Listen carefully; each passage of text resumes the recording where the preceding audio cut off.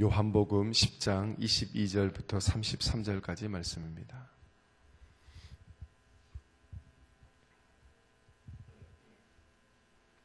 우리 한 목소리로 읽겠습니다.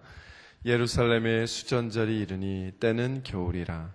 예수께서 성전한 솔로몬 행각에서 거니시니 유대인들이 애워싸고 이르되 당신이 언제까지나 우리의 마음을 우혹하게 하려 하나이까. 그리스도이면 밝히 말씀하소서 하니 예수께서 대답하시되 내가 너희에게 말하였으되 믿지 아니하는도다. 내가 내 아버지의 이름으로 행하는 일들이 나를 증거하는 것이거늘 너희가 내 양이 아니므로 믿지 아니하는도다. 내 양은 내 음성을 들으며 나는 그들을 알며 그들은 나를 따르느니라. 내가 그들에게 영생을 주노니 영원히 멸망하지 아니할 것이요 또 그들을 내 손에서 빼앗을 자가 없느니라. 그들을 주신 내 아버지는 만물보다 크심에 아무도 아버지 손에서 빼앗을 수 없느니라. 나와 아버지는 하나이니라 하신대 유대인들이 다시 돌을 들어 치려 하거늘 예수께서 대답하시되 내가 아버지로 말미암아 여러 가지 선한 일로 너희에게 보였거늘 그 중에 어떤 일로 나를 돌로 치려 하느냐. 유대인들이 대답하되 선한 일로 말미암아 우리가 너를 돌로 치려 하는 것이 아니라 신성모독으로 인함이니 내가 사람이 되어 자칭 하나님이라 함이로다. 아멘. 오늘 말씀을 통해서 하나님께서 우리에게 주시는 음성을 듣는 시간이 되시길 바랍니다. 오늘 본문에 보면 수전절이 나오죠. 아마 한 번 정도는 들어보셨을 건데요. 이 수전절은 헬라 왕이 이스라엘을 다스릴 때에 그 헬라 왕 중에서 안티오쿠스 4세라는 그런 왕이 있거든요. 이 왕이 예루살렘의 성전과 이스라엘 백성들이 가지고 있던 신앙의 기본 정신을 철저하게 훼손하는 그런 역사적인 일들을 많이 행하였고요. 그 일들에 대해서 다시 회복하고 하나님 앞에 절기로 지키는 그런 날을 수전절이라고 합니다. 더 구체적으로 얘기하자면 이 헤롯 안티오쿠스 4세 이 왕이 제국의 일치라는 그 명목으로 이스라엘 백성들에 대해서 가지고 있었던, 그러니까 그 헬라는 지배층이고 또 이스라엘은 피지배층이잖아요. 그러니까 피지배층들이 가지고 있는 이 종교적인 자유를 억압했습니다. 그래서 뭐 종교라든지 그들이 가지고 있었던 관습이라든지 이런 모든 것들을 철저하게 금지시켰습니다. 그래서 유대인들에게 정말 생명과도 같은, 그들의 신앙의 중심과도 같은 성전 제사나 그리고 이 안식일 준수들이 철저하게 금지되었습니다. 그리고 이 안티오쿠스 이 4세는 예루살렘 성전 안에 있는 좋은 기구들이 있잖아요. 하나님 앞에 봉헌된 그 기구들을 다 탈취하고 자기 성으로 가져가는 일도 있었고요. 그리고 그 성전 안에 거기까지만 하는 것도 이스라엘 백성들에게는 충격적인 일인데, 하나님이 임재하시는 그 거룩한 성전 안에 이방인 신상도 세웠습니다. 그러니 정말 이스라엘 백성들에게는 정말 충격적인 일이 아닐 수 없죠. 그리고 또 이스라엘 백성들이 그토록 가증스럽게 여기는 돼지고기, 이 돼지고기의 피를 성전 제단에 하물며 바치는 끔찍한 일들을 이 안티오쿠스 4세가 범하게 되는 거죠. 거기에 대해서 이스라엘 백성들은 철저하게 분노합니다. 그리고 이 헬라 사람들을 몰아내고 예루살렘에서 성전을 잠시 회복하는 일들을 갖는 거죠. 그리고 그래서 이 회복하면서 하나님 앞에 다시 거룩한 제물을 하나님 앞에 제사를 드리죠. 그리고 이것을 기념해서 해마다 수전절을 지키고 있습니다. 이 수전절은 민족에 대한 해방, 그리고 또 이 수전절의 배경 속에는, 그 마음 속에는 이스라엘을 진정으로 이끌 왕, 메시아, 이거를 기다리는 그런 정신이 거기에 들어있다 해도 과언이 아닙니다. 예수님은 이런 배경 속에서 지금 나타나셨습니다. 나타난 그 시기로 보니까 오늘날로 해보면 11월이나 12월 정도 된 것 같아요. 그래서 겨울이다 이렇게 이야기하고 있습니다.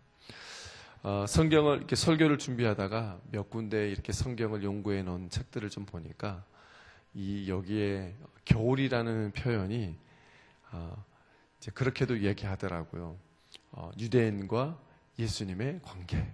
왜냐하면 그 정도로 이 겨울이라는 건 보면 우리도 이렇게 문학책들을 보면 문학적인 장치로 어떤 사람과 어떤 사람이 관계가 좋지 않을 때 그 뭐 겨울이라는 표현으로 쓸 수 있잖아요. 겨울처럼 꽁꽁 얼어 있는 관계 이렇게 해석하는 사람들도 있더라고요. 그런데 그렇게 해석하는 건 좀 무리감이 있는 것 같고요. 그냥 예수님이 등장하는 그 시기가 겨울이다 이렇게 이야기하고 있습니다.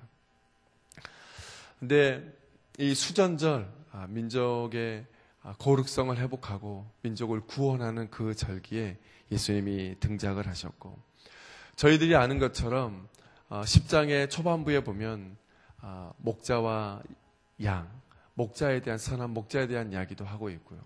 이런 얘기를 보면 진정한 목자, 진정한 이스라엘을 이끌 왕이 누구냐? 또 이 수전절도 그런 배경 속에 있으니까요. 그런데 이 민족을 구원하는 이 절기에 유대인들은 정작 그들을 진정으로 구원할 메시아 예수 그리스도를 믿지 못하고 있습니다. 예수님께서 유대인들에게 예수님이 누구인지 많은 행위와 말씀과 모습들을 통해서 그들에게 증거했음에도 불구하고 유대인들은 예수님을 믿지 않았습니다. 이 믿지 않는 것에 대해서 예수님께서 평가를 하죠. 유대인들이 왜 믿지 못하는가? 예수님의 평가를 보면 재미있는데요. 그들이 주님에게 속하지 않았기 때문이래요. 유대인들이 믿지 않는 이유는 뭐냐? 예수님을 믿지 않는 이유는 예수님에게 속하지 않았기 때문이래요. 그러면서 목자와 양의 비유를 다시 이야기합니다. 정말로 유대인들이 이스라엘의 참 목자이신 예수 그리스도를 알았더라면 그 목자의 소리를 들었을 거 아니겠어요?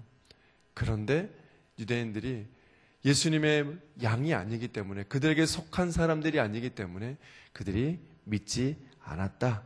이렇게 이야기하고 있습니다. 만약에 그들이 예수님에게 속한 양이라고 한다면 그들은 분명 그들의 목자가 누구인지 예수님의 음성을 들었을 것이다. 이렇게 이야기하고 있습니다. 여기서 보면 이 목자와 양의 관계가 되게 중요하다는 것을 알 수 있어요. 그리고 나서 28절의 그 이하에 보면 내가 다시는 아버지도 그렇고 예수님도 그렇고 다시는 나에게 있는 양들을 빼앗기지 않을 것이다. 이런 말씀으로 후반부가 진행되고 있습니다. 저는 오늘 이 말씀을 통해서 여러분에게 두 가지만 간단하게 말씀을 드리고요. 말씀을 마치려고 하는데요. 첫 번째는 이것입니다. 우리에게 우리의 목자 되신 예수님의 음성이 우리에게 들려지고 있느냐? 또 하나는 그 예수님의 음성을 정말로 듣고 있느냐? 이게 우리에게 되게 중요한 모습입니다. 가장 기본적인 신앙의 모습이고요. 가장 기초적인 신앙의 모습입니다. 가장 기본적이고 기초적인 것이 때로는 우리의 신앙 넘어지고 일어섬의 또 출발점이 되기도 합니다. 여러분의 삶 가운데 예수님의 음성이 들려지고 계십니까? 예수님의 음성을 듣고 계십니까? 예수님의 음성이 없고 또 예수님의 음성이 들려지지 않는 사람은 어떤 사람일까요? 예수님의 양이라고 할 수 있을까요? 여러분의 삶 가운데 예수님의 음성을 듣는 거 너무나도 중요합니다. 예수님의 음성은 어디서 듣는 것이죠? 예수님의 소리는 어떻게 듣는 것이죠? 우리가 말씀을 통해서 듣겠죠. 저는 그 성경을 보면서 되게 또 조금 특이한 부분들이 몇 군데 발견이 되는데요. 많은 부분이 특이하겠지만 오늘 이 말씀과 관련해서 구약에 보면 하나님께서 아브라함에게 자기의 사랑하는 독자 이삭을 바치라는 그런 말씀이 나오잖아요. 그런데 그 당시에 사람을 바치고 제물로 바치고 사람으로 신을 섬기는 그 행위는 좀 철저하게 금지되어 있었던 것 같아요. 이방인들이나 드리는 그런 제사의 행위이죠. 그런데 떡하니 하나님이 아브라함에게 내 아들 이삭을 바치라 라고 이야기를 했단 말이에요. 그런데 그 이야기를 들으면서 이게 하나님의 소리다, 하나님의 음성이다. 여러분 어떻게 알았을까요? 저는 되게 그게 궁금했어요. 우리는 너무나도 당연하게 그 사실을 받아들이고 있지만 아브라함에게 들려지는 그 하나님의 음성, 그 음성이 분명히 그 시대에 하나님이 금하고 있는 일들인데도 불구하고 그것을 듣고 이게 하나님의 음성으로 받아들이고 또 그 뜻대로 아무런 불평 없이 진행하는 그 아브라함. 여러분 어떻게 그렇게 할 수 있을까요? 제가 찾은 한 가지의 답은 아브라함이 그 음성을 듣기 전에도 아브라함은 하나님의 음성이 무엇인지를 너무나도 명확하게 잘 알고 있었다는 거예요. 요즘 말로 하면 친밀하였다는 거예요.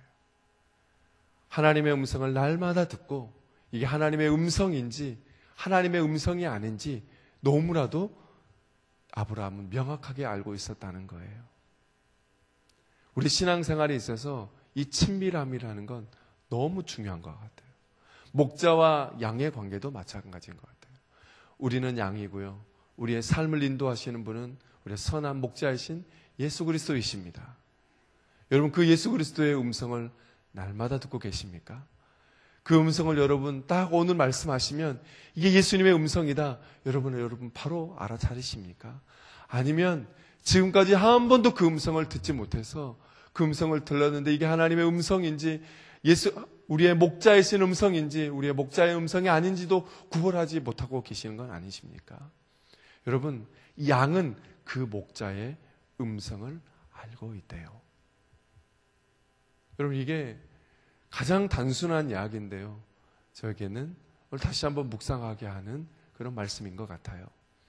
여러분 목자의 음성에 귀 기울이시기 바랍니다. 그것을 기울일 수 있는 자리로 나아가시기 바랍니다. 그 목자의 음성이 계속 울려 퍼지는 그 자리로 나아가시기 바랍니다. 날마다 우리의 삶 가운데 목자의 음성으로 들려지기를 원하고 우리에게 날마다 초대하고 계시는 그 자리로 나아가시기 바랍니다. 오늘 이 자리가 그런 자리이고요. 묵상의 자리가 그런 자리입니다. 그때 그 목자의 음성에 날마다 듣고 친밀한 여러분의 삶이 되시기를 바랍니다. 여러분 두 번째는 그거예요. 오늘 28절 29절에 보면 내가 그들에게 영생을 주노니 영원히 멸망하지 아니할 것이요 또 그들을 내 손에서 빼앗을 자가 없느니라. 그들을 주신 내 아버지는 만물보다 크심에 아무도 아버지 손에서 빼앗을 수 없느니라. 이 빼앗다 이 말은 이게 이리가 양을 이렇게 빼앗는 그럴 때 쓰이는 단어라고 그래요. 그러니까 실제로 빼앗는 거죠. 그런데 여러분 놀라운 것은 빼앗기지 않는데요. 우리의 목자이신 그 예수 그리스도께서 우리를 절대로 이리에게 빼앗기지 않는데요. 여러분 이걸 생각해 보면 얼마나 감사해요. 우리가 부족할 수 있고요. 우리가 연약할 수 있어요. 우리가 큰 범죄를 전할 수 있고요. 우리의 삶은 놀라운 정말 좋은 일만 일어나는 게 아니라 정말 힘든 일이 일어날 수도 있어요. 정말 빼앗길 것 같은 그런 일이 일어날 수도 있어요. 그런데 우리의 선한 목자이신 예수 그리스도께서 우리를 절대로 빼앗기지 않는데요. 여러분 이걸 생각하면 얼마나 감사하세요? 얼마나 기쁘세요? 얼마나 힘이 나십니까? 하나님 여러분을 잃어버리지 않으신대요. 이 한마디를 증거하기 위해서 구약 성경에 수많은 이야기들이 있잖아요. 수많은 역사들이 있잖아요. 이것을 깨닫는 수많은 시인들이 있잖아요. 이스라엘 목자는 절대로 우리를 버리지 않는다. 우리를 끝까지 책임지신다. 그 신실하신 하나님은 우리를 절대 외면하지 않으신다. 우리가 그 하나님을 가끔 버릴 때도 있었지만, 그 하나님의 말씀을 어기고 다른 우상을 섬길 때도 있었지만, 하나님 우리와 약속하신 그 약속을 끝까지 지키시는 신실한 하나님이시다. 그 신실한 하나님이 바로 우리가 믿는 하나님이고, 그 하나님이, 그 약속하신 그 하나님이 바로 여기에 계신 예수 그리스도다. 지금 오늘 말씀이 그 말씀 아니에요? 우리의 선한 목자이신 그 예수님, 그분은 우리를 절대로 버리지 않고 빼앗기지 않고 우리 끝까지 보호하시는 신실하신 우리의 목자이십니다. 오늘 하루도 여러분에게 주어진 일상의 삶이 어떤 분들에게는 버겁게 다가오시는 분들도 계실 거고, 어떤 분들에게는 힘들게 다가오시는 분들도 계시겠지만, 우리를 절대도 빼앗기지 아니하시는 우리의 목자이신 예수 그리스도를 붙들고 오늘 하루도 승리하시면서 걸어가시기를 바랍니다. 그런 은혜가 여러분에게 있기를 주님의 이름으로 간절히 축원합니다. 하나님 은혜를 감사합니다. 오늘 말씀을 통해서 우리가 함께 우리의 목자이신 예수 그리스도를 함께 묵상하였습니다. 선한 목자이신 음성을 날마다 우리가 귀 기울여두고 친밀하게 듣는 저희들의 삶이 되게 해 주옵소서. 주님이 말씀하실 때 우리는 그것을 듣고 우리의 삶 가운데 순종하며 나가는 저희들이 되게 하여 주옵소서. 그리고 우리의 목자이신 예수 그리스도, 우리가 믿는 하나님 아버지, 아버지는 우리를 절대로 빼앗기지 않는다는 이 말씀을 우리가 다시 한번 묵상합니다. 신실하신 주님, 신실한 목자이신 그 주님을 우리가 신뢰하며 오늘 또 믿음으로 한 걸음 한 걸음 걸어나가게 하여 주옵소서. 예수님의 이름으로 기도합니다. 우리 공동 기도문 봉사입니다. 우리에게 서로 사랑하는 마음을 더욱 부어주옵소서. 교회 안의 작은 교회들을 넉넉하게 축복하옵소서.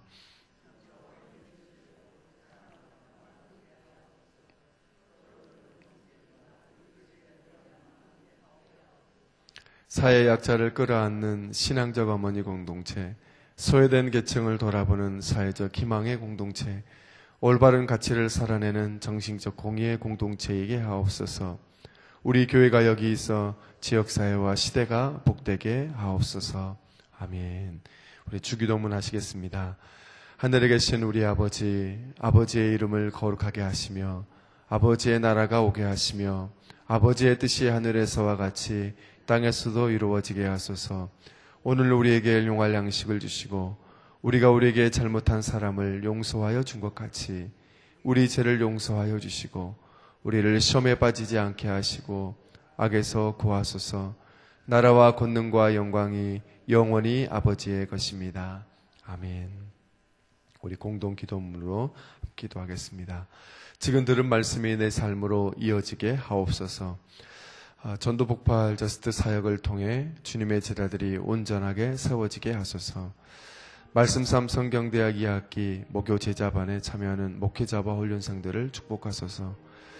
이번에 출범한 장영교구 공동체장 사역이 교구마다 잘 진행되게 하옵소서. 시애틀 리누드에 세워진 로고스 라이프 교회 및 미션 센터를 복되게 하옵소서. 서울 제일지방의 평신도 기관 연합 선교대와 한가을 말씀 사경에 은혜를 더해 주옵소서. 제3차 남북 정상회담 이후 한반도 정세가 평화롭게 계속될 수 있도록 인도하옵소서. 우리 여러 가지 공동의 기도의 제목 그리고 각자 기도로 하나님께 아뢰신 후에 우리 삶의 자리로 나가겠습니다. 함께 기도하겠습니다.